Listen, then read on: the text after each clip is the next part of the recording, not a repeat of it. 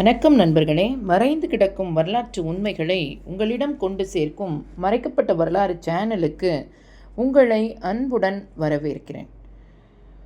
மீனாட்சி தேவியின் கையில் கிளி ஏந்திய காரணம். மறைக்கப்பட்ட வரலாறு. ஆய கலைகளின் முழு வடிவாகிய கிளியை ஏந்தியபடி அன்னை மீனாட்சி நின்ற திருக்கோலத்தில் மதுரையிலே அருளாட்சி புரிகின்றாள். அவளிடம் கிளி இருக்க காரணம் என்ன?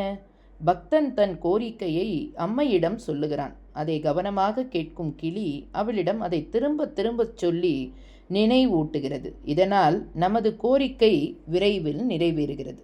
சித்திரை திருவிழா ஒரு சிறப்பு கண்ணோட்டம். மீனாட்சி அம்மன் சித்திரை திருவிழாவில் பட்டாபிஷேகம், திக்விஜயம், திருக்கல்யாணம், தேரோட்டம் ஆகிய வைபவங்கள் முக்கியத்துவம் பெறுகிறது. மீனாட்சி அம்மனுக்கு கல்யாணம். மதுரையை ஆட்சி செய்யும் மீனாட்சி அம்மன் அஷ்டதிக் பாலகர்களையும் வென்று அதன் பின் சிவன் எதிரே நின்று அவரே தனது மணாளன் என அறிந்து மணந்து கொள்கிறார். இந்த நிகழ்வு சித்திரை திருவிழாவில் நடக்கிறது. திக்விஜயம் செல்லும் பொழுது இந்திரன், அக்னி, யமன், நிருதி, வருணன், வாயு, குபேரன், ஈசானன் ஆகிய 8 திசை அதிபர்களையும் வெல்லும் அவள் சிவனின் காவலரான அதிகார நந்தியையும் வென்றார். பின்னர் சுவாமியை எதிர்க்கச் செல்லும் பொழுது அவர் தனக்கு கணவராகப் போகிறவர் என்பதை அறிந்து வெட்கத்தால் தலைகுனிகிறாள். அப்பொழுது அம்பாள் இறைவனை சரணடைந்ததன் அடையாளமாக அவளது சப்பரத்தின் விளக்குகளை அணைத்து விடுகிறார்கள். அதன் பின்பு மீனாட்சி அம்மனை சுந்தரேஸ்வரருக்கு திருமணம் செய்து வைக்க நிச்சயதார்த்தம் செய்யப்படுகிறது. இதற்கென உள்ள முறைக்காரர்கள் பெண் வீடு சார்பில் அரிசி, பருப்பு, காய்கறி, பழம், தேங்காய், வெற்றிலை, பாக்கு, புடவை என சீர்பொருட்கள் கொண்டு வந்து தங்கள் வீட்டு பெண்ணாக மீனாட்சி அம்மனை பாவித்து திருமணம் செய்து வைக்க சம்மதிக்கின்றனர். அப்பொழுது சுவாமி, அம்பாள் இருவரையும் அருகருகில் வைத்து தீப ஆராதனை நடத்தப்படுகிறது. மறுநாள் திருக்கல்யாணம் நடத்தப்படுகிறது. சித்தருக்கு பூப்பந்தல் வழிபாடு. 18 சித்தர்களின் தலைமை சித்தராக சிவனே விளங்குகிறார். இதனால் அவர் எல்லாம் வல்ல சித்தர் என்று பெயர் பெற்றார். இவருக்கு இங்கு தனி சன்னதி உள்ளது. சித்தருக்கு அபிஷேகம் கிடையாது. மூலிகை மற்றும் சாம்பிராணி தைலம் மட்டும் சாத்தப்படுகிறது. இவரது சந்நிதியில் மல்லிகை பந்தல் அமைத்து வேண்டிக் கொண்டால் வேண்டியவை நிறைவேறும் என்பது நம்பிக்கை. சிவனே இங்கு சித்தராக இருப்பதால் இவரது சன்னதி எதிரே நந்தி இருக்கிறது. இந்த நந்தி சிவனின் உத்தரவிற்கு காத்திருக்கும் விதமாக செவிசாய்த்து காட்சியளிப்பது விசேஷம். உபதேச தட்சிணாமூர்த்தி. முருகனை வளர்த்த கார்த்திகை பெண்களுக்கு சிவன் அஷ்டமா சித்திகளை உபதேசம் செய்தார். அவர்கள் அதனை மறந்துவிட்டதால் கல்லாக மாறினர். தங்களுக்கு விமோசனம் வேண்டி பட்டமங்கலம், சிவகங்கை மாவட்டம் எனும் தலத்தில் தவம் இருந்தனர். அவர்களுக்கு இத்தலத்து சிவன் குருவாக இருந்து அஷ்டமா சித்திகளை மீண்டும் உபதேசித்தார். இவர் மதுரையில் சிவன் சந்நிதி கோஷ்டத்தில் உபதேச தட்சிணாமூர்த்தியாக காட்சி தருகிறார். இவரை வேத தட்சிணாமூர்த்தி என்றும் அழைக்கிறார்கள். கொடிமரத்தில் சம்பந்தர், சிவன் சன்னதி, எதிரேயுள்ள கொடிமரத்தில் விநாயகர், நந்தி உருவங்கள் பொறிக்கப்படுவது வாடிக்கை. ஆனால் சுந்தரேஸ்வரர் சந்நிதி எதிரில் உள்ள கொடிமரத்தில் சம்பந்தர் இருக்கிறார். மதுரையை ஆட்சி செய்த பாண்டிய மன்னனுக்கு வெப்ப நோய் உண்டான பொழுது சம்பந்தர் சிவனை வேண்டி திருநீற்று பதக்கம் பாடி மடைப்பள்ளி சாம்பலை கொடுத்து குணமாக்கினார். சமண மதத்தினருடன் போட்டியிட்டு அவர்களை வென்று மீண்டும் சைவ சமயத்தை நிலைநாட்டினார்.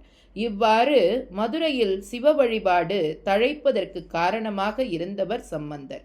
எனவே இவருக்கு முக்கியத்துவம் கொடுக்கும் வகையில் சுவாமி சந்நிதி கொடிமரத்தில் சம்பந்தரை வடித்துள்ளனர். முக்குருணி விநாயகர். மீனாட்சி அம்மன் கோயிலில் ஏராளமான விநாயகர் சிலைகள் இருந்தாலும் முக்குருணி விநாயகரே உருவத்தால் பெரியவர். ஒரு குருணி என்பது 4 படி 6 கிலோ. இந்த விநாயகருக்கு 18 கிலோ பச்சரிசி மாவால் ஆன கொழக்கட்டை விநாயகர் சதுர்த்தி நாளில் படைக்கப்படுகிறது. அந்த பெயரே இவருக்கு நிலைத்து விட்டது. திருமலை நாயக்கர் வண்டியூரில் தொப்பக்குளம் வெட்டியபொழுது பூமிக்குள் இந்த விநாயகர் சிலையை கண்டெடுத்தனர். அதனை மீனாட்சி அம்மன் கோயிலில் அவர் பிரதிஷ்டை செய்தார். அந்த விநாயகர் முன்பு உள்ள நிலை விளக்குகளில் திருமலை நாயக்கர் மற்றும் அவரது குடும்பத்தினரின் உருவங்களை பார்க்கலாம். தெற்கு கோபுரத்தை கடந்து உள்நுழையும் இடத்தில் பக்தர்கள் வீபுதியால் அர்ச்சிக்கும் வீபுதி விநாயகர் அருள் பாலிக்கிறார். மன்னர்கள் காலத்தில் யாரோ ஒரு சிற்பி இக்கோயிலுக்கு வரும் அனைத்து பக்தர்களும் தாங்களே அபிஷேகம் செய்து கொள்ளும் வகையில் ஏற்பாடு செய்து தர வேண்டும் என மன்னரிடம் கேட்டிருக்க வேண்டும். அதன் அடிப்படையில் இந்த வீபுதி விநாயகர் சிலை அமைக்கப்பட்டிருக்கிறது.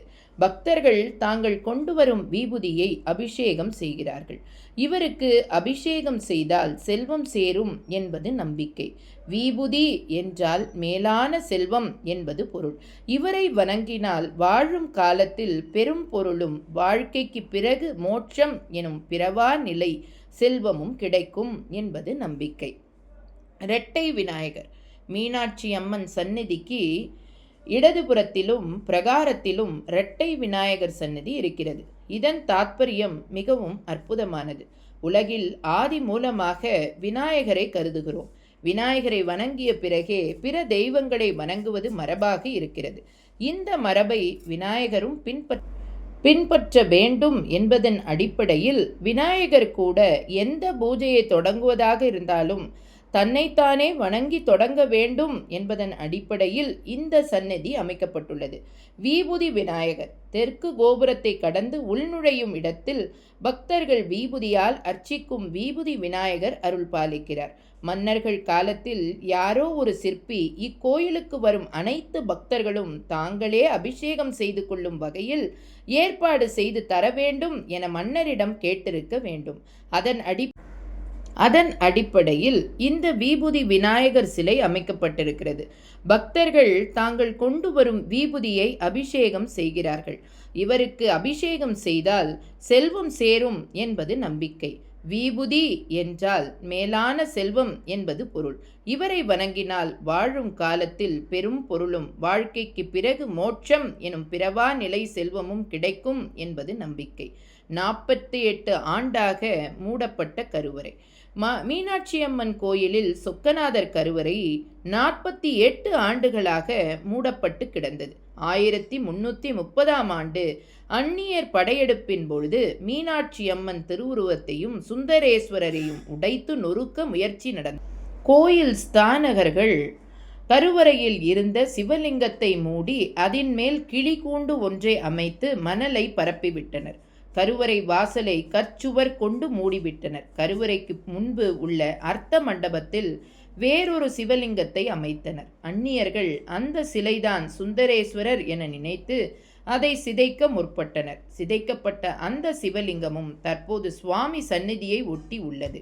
சுந்தரேஸ்வரர் கருவறை 48 ஆண்டுகள் தொடர்ந்து அடைக்கப்பட்டு பூஜை இல்லாமல் இருந்தது. கம்பண்ணர் என்ற வீரர் அந்நியர்களை வென்று மீண்டும் கருவறையை திறக்க ஏற்பாடு செய்தார். அப்பொழுது 48 ஆண்டுகளுக்கு முன்பு பூசப்பட்ட சந்தனம் நறுமணம் வீசியது. சிவலிங்கத்தின் இரு பக்கமும் ஏற்றி வைக்கப்பட்ட வெள்ளி விளக்குகள் அணையாமல் எரிந்து கொண்டிருந்தது. அது அதிசயமாக கருதப்பட்டது. அஷ்டசக்தி மண்டபம். கிழக்கு கோபுரத்தின் வழியாக அம்மன் சந்நிதிக்கு நுழையும் பொழுது முதலில் வரும் மண்டபமே அஷ்டசக்தி மண்டபமாகும். இதில் உள்ள 8 தூண்களில் கௌமாரி, ரௌத்ரி, வைஷ்ணவி, மகாலட்சுமி, யக்ரூபணி, ஷியாமலா, மகேஸ்வரி, மனோன்மணி ஆகிய 8 சக்திகள் காட்சியளிக்கின்றன. இவர்களை வணங்குவோர் தைரியமாக இருப்பர் என்பது நம்பிக்கை. ஒரு காலத்தில் இந்த மண்டபம் அன்னதான மண்டபமாக இருந்தது. பிற்காலத்தில் ஆவினி மூல வீதி ஏற்பட்ட பிறகு தெற்கு ஆவினி மூல வீதியில் அமைக்கப்பட்ட சோற்றுக்கடைகளில் தானம் செய்யப்பட்டது. எனவே இங்குள்ள ஒரு தெருவுக்கு சோற்றுக்கடை தெரு என்ற பெயர் இப்பொழுதும் இருக்கிறது. மீனாட்சி நாயகர் மண்டபம். அஷ்டசக்தி மண்டபத்தை அடுத்து அமைந்துள்ள மீனாட்சி நாயகர் மண்டபம். இதன் நீளம் 160 அடி. 6 வரிசைகளாக தூண்கள் அமைக்கப்பட்டுள்ளன. இந்த மண்டபத்தின் மேல் விட்டத்தில் ராசி கட்டம் பொறிக்கப்பட்டுள்ளது. திருமலை நாயகரின் அமைச்சரான மீனாட்சி நாயகர் கட்டியதால் இந்த பெயர் பெற்றது. முதலி மண்டபம். இந்த மண்டபத்தை கடந்தை முதலியார் கட்டினார். சிவபெருமான் பிரதட்சணமாக இங்கு காட்சியளிக்கிறார். மோகினியின் சிற்பத்தில் ஆடை மடிப்புகள் அழகாக வடிவமைக்கப்பட்டுள்ளன. ஊஞ்சல் மண்டபம். அம்மன் சந்நிதி நுழைவு வாயிலை ஒட்டி ஊஞ்சல் மண்டபம் அமைக்கப்பட்டுள்ளது. ராணி மங்கம்மாள் இதை கட்டினார். ஊஞ்சல் மண்டபத்தின் எதிரில் தெப்பக்குளத்தின் மேற்கு கரையில் மங்கம்மாள் மற்றும் நாயக்க அரசர்களின் தலவாயான ராமப்ப ஐயர் ஆகியோருக்கு சிலைகள் அமைக்கப்பட்டுள்ளன. சங்கிலி மண்டபம். அம்மன் சன்னதி நுழைவு வாயிலில் சங்கிலி மண்டபம் உள்ளது. இதில் சுக்ரீவன், வாலி, கிரதாசனர் ஆகியோரின் சிலைகள் உள்ளன. சொக்கநாதர் கருவறைக்கு வடக்கே கரிய மாணிக்க பெருமாள் கோயில் இருந்ததாக ஒரு தகவல் உண்டு. அந்த கோயிலின் தூண்களாக இவை இருக்கக்கூடும் என ஒரு கருத்து நிலவுகிறது. நாயக்க மன்னர்கள் இங்கு ஆண்டதால் அவர்களும் இதை நிறுவி இருக்கலாம் என்ற கருத்தும் உண்டு. நூற்றுக்கால் மண்டபம். இந்த மண்டபத்தில் 100 தூண்கள் உள்ளன.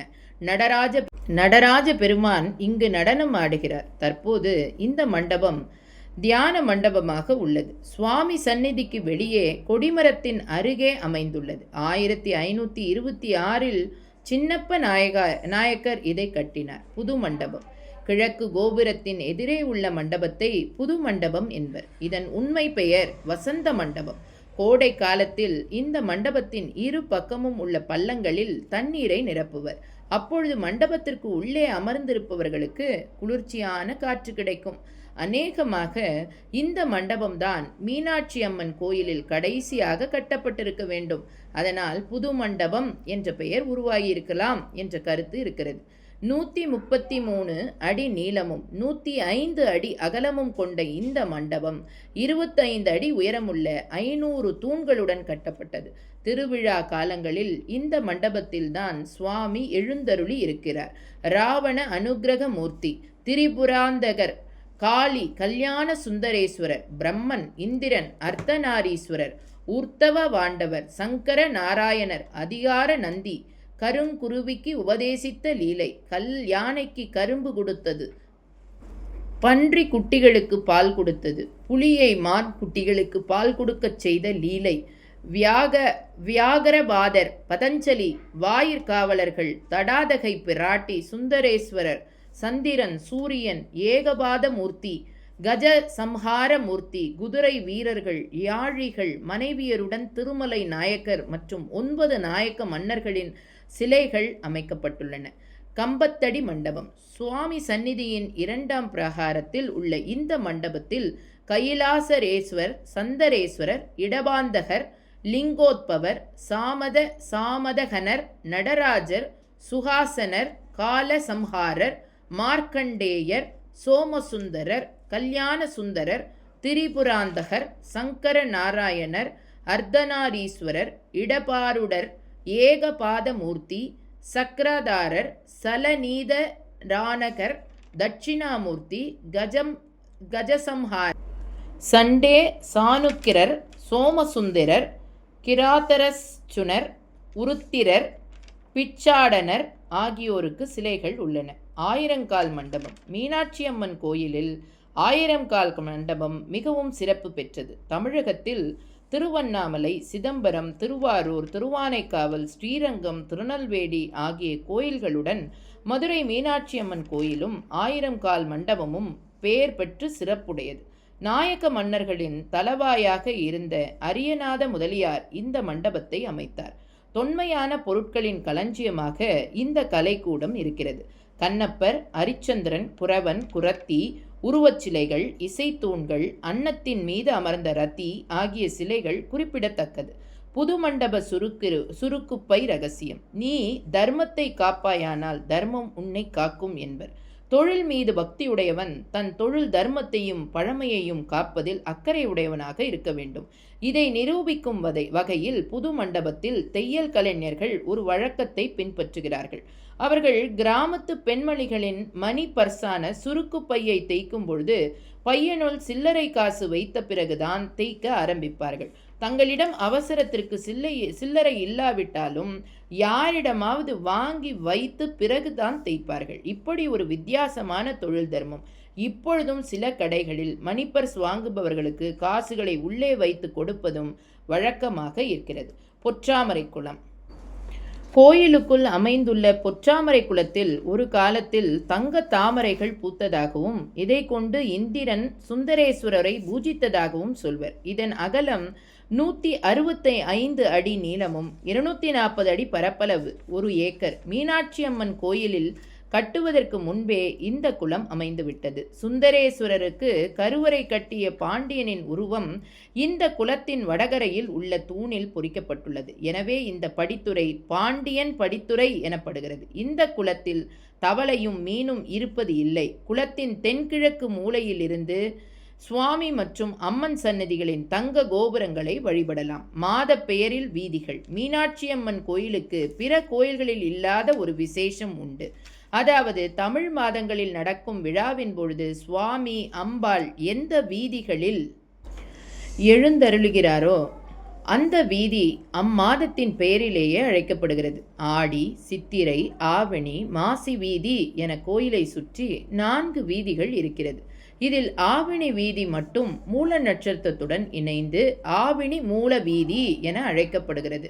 சிவனின் திருவிளையாடல்களில் பிட்டுக்கு மண் சுமந்த லீலை இம்மாதத்தில் நிகழ்ந்தது. எனவே ஆவணி மூல நட்சத்திரத்தில் பிட்டு திருவிழா இங்கு விசேஷமாக நடக்கிறது. இவ்விழாவின் பொழுது சுவாமி வீதியை சுற்றி வருகிறார். ஒரு நாள் மட்டும் யானை பவனி. மதுரை சொக்கநாதருக்கு பல வாகனங்கள் உள்ளன. ஆனால் வெள்ளி ஐராவதை யானை வாகனம் மிகவும் விசேஷமானதாக கருதப்படுகிறது. இந்த வாகனத்தில் திருக்கல்யாணத்தன்று மாலையில் மட்டும் எழுந்தருளுவார். இந்த யானையை மையப்படுத்தி யானை அழகர் யானை ஆடுமாம் சொக்கர் கொம்பனை அழகரும் சொக்கரும் ஏறும் யானை என்று குழந்தை தாலாட்டு பாடலும் இருக்கிறது. முதல் திருவிளையாடல். மதுரையில் சிவபெருமான் 63 திருவிளையாடல்கள் நிகழ்த்தினார். இதில் முதல் திருவிளையாடலாக இந்திரனுக்கு சாப விமோசனம் கொடுத்த நிகழ்வு அமைந்தது. இந்த திருவிளையாடல் சித்ரா பௌர்ணமியின் பொழுது நடக்கிறது. அன்று உச்சி காலத்தில் சிவன் சன்னதி எதிரில் இந்திரன் சிலையை வைத்து சிவனுக்கு தீப ஆராதனை செய்கின்றனர். இந்த பூஜையை இந்திரனே செய்வதாக ஐதீகம். கடம்ப மரம். மீனாட்சி அம்மன் கோயில் தோன்றிய காலத்தில் கடம்ப மரங்கள் நிறைந்த வனமாக இருந்ததாக திருவிளையாடல் புராணம் கூறுகிறது. தனஞ்சயன் எனும் வணிகன் கடம்ப மரத்தின் அடியில் சொக்கநாதரை கண்டதாக ஸ்தல வரலாறு கூறுகிறது. சுவாமி சந்நிதியில் உள்பிரகாரத்தில் துர்க்கை சந்நிதியின் எதிரில் காய்ந்து போன நிலையில் மிக பழமையான கடம்ப மரம் ஒன்று இருக்கிறது. இதனை பக்தர்கள் தொட்டு வழிபாடு செய்வதால் மரத்தை பாதுகாக்க வேண்டும் என்ற நோக்கில் சுற்றிலும் கம்பி அரண் போடப்பட்டுள்ளது. மேல் கோபுரத்தில் நுழைந்தவுடன் இடதுபுறத்தில் ஒரு கடம்ப மரம் உள்ளது. நன்கு வளர்ந்து பருத்த மரமாக உள்ளது. பக்தர்கள் இந்த மரத்தை தரிசிப்பதுடன் வீட்டுக்கு ஒரு மரமும் நடவும் அதன் மூலம் மீனாட்சி பட்டணத்தின் மாசை குறைத்து அவளது மதிப்புக்குரியவர்களாக மாறவும் இந்த கும்பாபிஷேக நாளில் உறுதியெடுக்கிறார்கள். தாயுமானவர். கம்பத்தடி மண்டபத்தில் வடக்கு நோக்கிய தூணில் கர்ப்பமான ஒரு பெண் நிற்பதையும் அவளுக்கு கீழே ஒரு மூதாட்டி பிரசவம் பார்க்கும் நிலையில் நிற்பதையும் காணலாம். கீழே நிற்கும் பெண் தாயுமானவர் எனப்படுவார். சிவபெருமானுக்கு தாயுமானவர் என்று ஒரு பெயர் உண்டு. தனது பக்தையின் பக்திக்கு இணங்கி சிவபெருமானே பேறுகாலம் பார்த்ததால் அவருக்கு இப்பெயர் ஏற்பட்டது. இவருக்கு கோயில் திருச்சியில் உள்ளது. அந்த காட்சி இந்த தூணில் வடிவமைக்கப்பட்டுள்ளது. சுகப்பிரசவமாக இந்த சிற்பத்திற்கு எண்ணெய் காப்பிட்டு கர்ப்பிணிகள் வேண்டிக் கொள்கிறார்கள். தூணில் சரபேஸ்வரர். இரண்யனை கொன்ற நரசிம்மர் உக்ரமூர்த்தியாக இங்கும் அங்கும் அலைந்தார். அசுரனின் ரத்தம் நரசிம்மரை கோபத்திற்கு ஆளாக்கியது. ஆவேசத்தை தணிக்கும்படி தேவர்கள் சிவபெருமானை வேண்டினர். சிவபெருமான் மனிதன், மிருகம், பறவை என்று அதிசய உருவெடுத்து வந்து நரசிம்மரை ஆலிங்கனம் செய்து சாந்தப்படுத்தினார். இச்சரப பெருமான் திருக்கல்யாண மண்டபத்துக்கு எதிரில் உள்ள தூணில் காட்சி தருகிறார். ராகு காலத்தில் வழிபாடு செய்கின்றனர். மாறும் ஒரு இல்லறம் நன்கு சிறக்க வேண்டுமானால் கணவனும் மனைவியும் இணைந்து செயல்படுவது அவசியம். அதை மெய்ப்பிக்கும் வகையில் மதுரையில் சுவாமி ஆட்சி 6 மாதங்களும் அம்மன் ஆட்சி 6 மாதங்களும் மாறி மாறி நடைபெற்று வந்தது. அக்காலத்தில் சித்திரை திருவிழா கிடையாது. மாசியில்தான் விழா நடந்தது. இதை மெய்ப்பிக்கும் வகையில் இப்பொழுதும் மாசி வீதியில்தான் சித்திரை திருவிழா பவனி நடக்கிறது. திருமலை நாயக்கர் மன்னர். சைவ வைணவ ஒற்றுமை கருதி அழகர் ஆற்றில் இறங்கும் நிகழ்ச்சியையும் மீனாட்சி அம்மனின் மாசி திருவிழாவையும் சித்திரைக்கு மாற்றினார். விவசாயிகளின் ஓய்வு காலம் கருதி சித்திரைக்கு விழாவை மாற்றியிருக்க வேண்டும். விழா மாற்றப்பட்ட பிறகு மீனாட்சி அம்மனுக்கு சித்திரையிலும் சொக்கநாதருக்கு ஆவணியிலும் பட்டாபிஷேகம் நடைபெறுகிறது. இதன் பிறகு அம்மன் சித்திரை முதல் 4 மாதமும் சுவாமி ஆவணி முதல் 8 மாதங்களும் ஆட்சி புரிகின்றனர். மதுரையில் மீனாட்சிக்கே முக்கியத்துவம் என்றாலும் தன் கணவருக்கு ஆட்சி பொறுப்பை விட்டுக் கொடுக்க வேண்டும் என்று அவள் விரும்பியதால் 8 மாதங்களாக மாறியது என்பதை சொல்லித்தான் தெரிய வேண்டுமோ? புதன் தலம் நவகிரகங்களில் இது புதனுக்குரிய தலமாகும். ஜாதகத்தில் புதன் தசை நடப்பவர்கள் இங்கு வேண்டிக் கொள்கிறார்கள். புதன்கிழமைகளில் காலை 6 - 7 மணிக்குள் சிவனுக்கும் அம்பிகைக்கும் பச்சைப்பட்டு வஸ்திரம் சாத்தி பாசிப்பருப்பு நைவேத்தியம் படைத்து வழிபட்டால் கல்வியில் சிறப்பிடம் பெறலாம் என்பது நம்பிக்கை. நெய்வேத்தியத்தை கோயிலில் தான் தயாரிக்க வேண்டும், வீட்டிலிருந்து எடுத்துச் செல்லக்கூடாது. கல்வியில் பின்தங்கியுள்ள மாணவர்களை கடை தேற்றும் கருணை கடலாக மீனாட்சி சுந்தரேஸ்வரர் திகழ்கின்றனர். 1877 நடந்த கும்பாபிஷேகம். மதுரை மீனாட்சி அம்மன் கோயிலில் 1877 மகா கும்பாபிஷேகம் நடந்தது. இது குறித்து டாக்டர் உ.வே. சுவாமிநாத ஐயர் தனது நினைவுகளை எழுதியுள்ளார். அமராவதி புதூர் வையனாகரம் குடும்பத்தினர் லட்சக்கணக்கான ரூபாய் செலவழித்து மீனாட்சி அம்மன் கோயிலில் திருப்பணி செய்தார்கள். கும்பாபிஷேகம் மிகவும் சிறப்பாக நடைபெற்றது. மதுரைக்கு அன்றைய தினம் வந்த ஜனக்கூட்டம் கணக்கில் அடங்காது. காசி முதல் கன்னியாகுமரி வரையில் உள்ள இடங்களிலும் இருந்து லட்சக்கணக்கானோர் வந்திருந்தனர். திருவாடுதுறை ஆதீனத்தின் தலைவராக இருந்த மேலகரம் ஸ்ரீ சுப்பிரமணிய தேசிகர், சின்னப்பட்டம் ஸ்ரீ நமச்சிவாய தேசிகர் ஆகியோர் வந்திருந்தனர். நகரத்தில் எல் போட்டால் விழ இடமின்றி ஜனங்கள் நிறைந்திருந்தனர். கும்பாபிஷேகம் நடக்கும் பொழுது கோயிலுக்குள் சென்றவர்களுக்கு இடம் கிடைப்பது அரிதாக இருந்தது. எனவே தக்கவர்களுக்கு மட்டும் சீட்டு அளித்து உள்ளே விட்டார்கள். அப்பொழுது மதுரையில் கலெக்டராக கிரால்துறை என்பவர் இருந்தார். அந்த சமயத்தில் மதுரை திருக்கோயிலை சுற்றியுள்ள மதிலுக்கு வெளியில் பல ஜனங்கள் குடிசைகள் கட்டிக்கொண்டு கோயிலை சுற்றி அசுத்தப்படுத்தினர். அந்த கோயில் கும்பாபிஷேகம் செய்வித்த வெங்கடாச்சலம் செட்டியார் என்பவர் அது கண்டு மனம் வருந்தினார். நிவர்த்தி செய்ய முயன்று பார்த்தார். அவரால் இயலவில்லை. இது குறித்து மணி ஐயரிடம் தெரிவித்தார். அவர் மிக்க இரக்கமுடையவர். அவரிடம் செட்டியார், திருமதில் சிவபெருமான் வடிவமாயிற்றே, அதை சுற்றி ஜனங்கள் அசுத்தம் செய்கிறார்களே, இதை காண எனக்கு மனம் பொறுக்கவில்லை. நீங்கள் இதற்கு ஏதாவது வழி செய்ய வேண்டும் என்று முறையிட்டு வந்தார். மணி ஐயர் அவர் கூறுவதின் உண்மையையும் அவருடைய சிவ பக்தியையும் உணர்ந்தார்.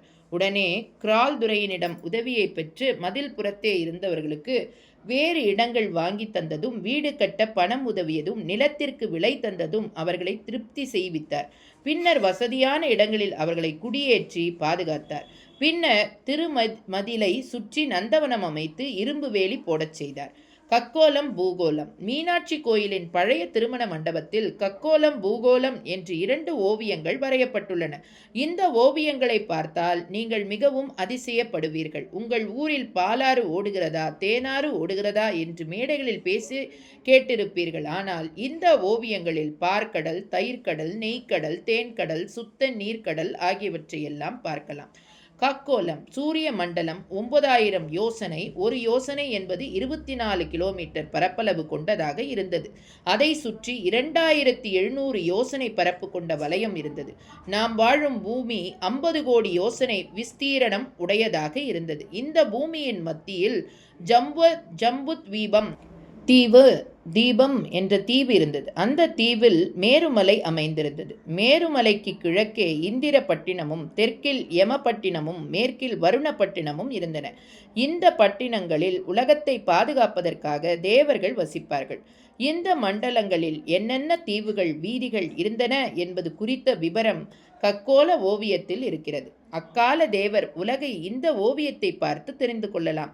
இந்த ஓவியத்தில் அசுவினி, பரணி, கிருத்திகை, மிருகசீஷம் ஆகிய 4 நட்சத்திரங்களை கொண்ட நாகபீதி, புனர்பூசம், பூசம், ஆயில்யம் ஆகிய நட்சத்திரங்கள் அடங்கிய ஐராவத வீதி, அர்ஷ் வீதி, கோவீதி, திருவோணம், அவிட்டம், சதயம் ஆகியவை இணைந்த ஜரத்துரு வீதி, அஸ்தம், சித்திரை, சுவாதி அடங்கிய மற்றொரு நாகவீதி, விசாகம், ஜேஷ்டம், அனுஷம் ஆகியவை அடங்கிய மிருக வீதி, மூலம், பூராடம், உத்ராடம் ஆகியவை அடங்கிய வைசவநார வீதி உள்ளிட்ட பல வீதிகள் அடங்கியுள்ளன.